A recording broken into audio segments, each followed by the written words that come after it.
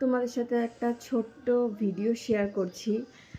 মানে গপু এত দুষ্টু হয়ে গেছে দিন দিন, কি বলবো। আজকে ওর সাথে একটা ছোট্ট ঘটনা হয়ে গেছে। ওকে জাস্ট আমি কোল থেকে নামিয়েছি, নামানোর পরও এমন মানে নতুন নতুন যেহেতু হাঁটা শিখে গেছে, এত জোরে দৌড়াচ্ছে রীতিমতো। আমি ওকে ধরতে পারলাম না, দৌড়াতে দৌড়াতে দরজা ঠিক কোন জায়গাটায় জানো, তোমাদেরকে দেখিনি।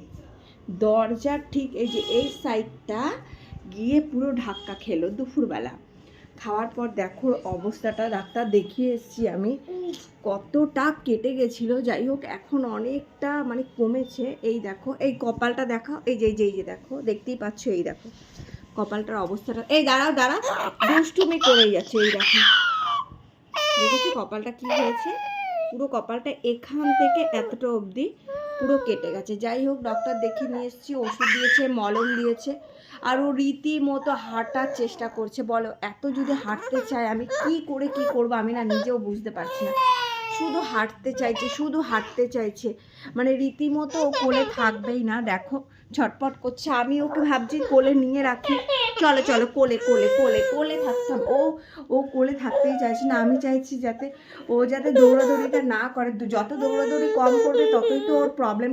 এই যে কার্তিক দাদা, দেখো, বলো কার্তিক দাদা তুমি আমাকে ফেলে দিয়েছো। এই যে কার্তিক দাদা, তুমি আমাকে ফেলে দিয়েছো কার্তিক দাদা। দেখো কপালটার কি অবস্থাটা হয়েছে, মানে দুপুরবেলা অনেকটা ফুলে গেছিলো, রীতিমতো চোখ টাইপের হয়ে গেছিলো, জানো তো, পুরো মাঝখানটায়।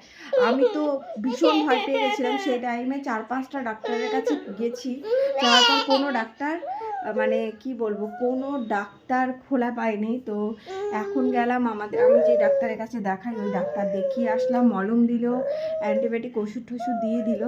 মানে কি বলবো, এত দুষ্টু হয়ে গেছে এখন, ওকে ধরে রাখা আমার খুব মুশকিল হয়ে গেছে। দেখো ও রীতিমতো কোলে থাকবে না, কোলে থাকবি না, কোলে থাকবি না, দোয়াবি, শুধু দৌড়াচ্ছে। যাই হোক, ছোট্ট একটা ভিডিও তোমাদের সাথে শেয়ার করলাম।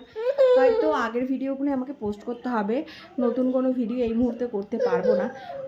ওকে যত আমি দেখে রাখছি ততই জন্য ওর প্রবলেমটা হচ্ছে। আমি বুঝতেই পারছি না আমি কীভাবে ওকে রাখবো। চলো।